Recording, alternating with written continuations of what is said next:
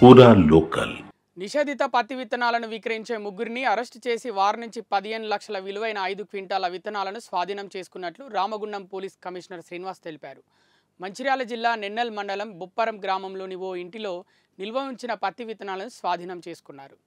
Karnakonda Chandrasekhar, సూరన్ Dilip, Kalluri వెంకటేశ్వర్లను arrest చేశామన్నారు. నకిలీ పత్తి విత్తనాల విషయంలో రైతులు జాగ్రత్తగా ఉండాలన్నారు. వీటిని నియంత్రించేందుకు కమిషనర్ పరిధిలో చెక్ పోస్టులను ఏర్పాటు చేశామన్నారు. అదేవిధంగా పత్తి విత్తనాలను విక్రయించే వారిపై అవసరమైతే కేసు నమోదు చేస్తామని హెచ్చరించారు.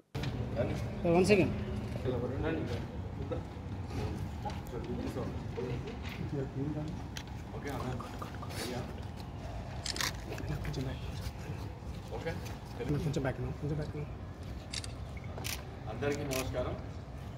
మనము కోల్కతా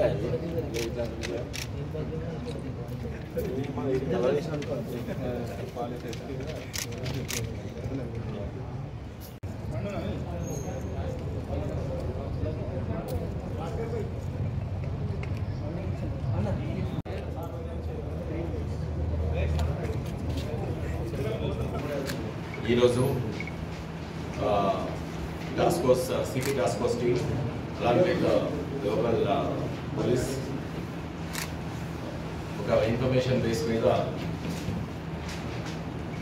రైడ్ చేసి ఈ నకిలీ విత్తనాలను పట్టుకోవడం జరిగింది. అవి తీరా వెరిఫై చేస్తే ఈ నకిలీ పత్తి విత్తనాలని తెలిసింది.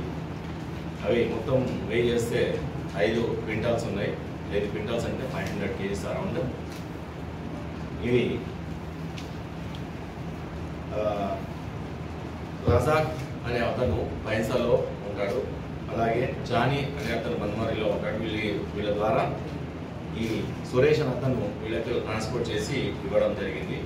ఇవి తీసుకుపోయి వాళ్ళ ఇంటి ఆవరణ వెనకాల ఇవి దాచిపెట్టుకున్నారు. ఇవి వేరే వాళ్ళకి అవసరమైన రైతులకి అమ్మడానికి కోసం ప్రయత్నం చేస్తుంటే మనకి ఇన్ఫర్మేషన్ వచ్చి మన టీం రైడ్ చేసి పట్టుకోవడం జరిగింది.